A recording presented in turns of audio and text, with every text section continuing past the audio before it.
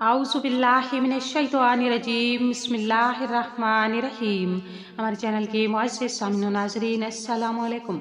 सामीन, आज मैं आपकी खिदमत में 16वें रोज़े की इबादत लेकर हाजिर हुई हूँ। आज रमज़ानुल मुबारक का 16वां रोज़ा है और बाद नमाज फ़जर यानी फ़जर की नमाज के बाद सूरह फातिहा 47 मरतबा पढ़नी है और बाद नमाज ज़ोहर आयतुल कुर्सी जो है ना वो 11 मरतबा पढ़नी है।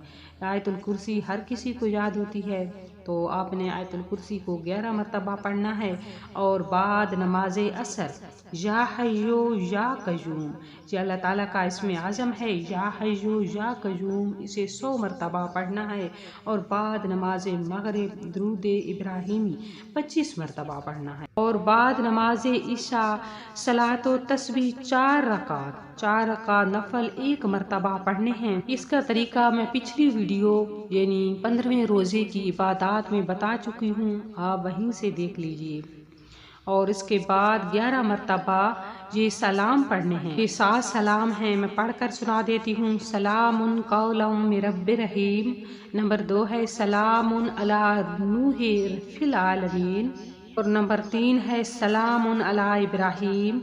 नंबर 4 है सलामुन अला मूसा व हारून। और नंबर 5 है सलामुन अला इलयासीन। और छठे नंबर पर है सलामुन अलैकुम तिब्तुम फदखुलूहा खालिदीन। और 7वें नंबर पर है सलामुन हिजा हत्ता मतलाइल फज्र। ये 7 सलाम हैं जो कि कुरानी आयात हैं।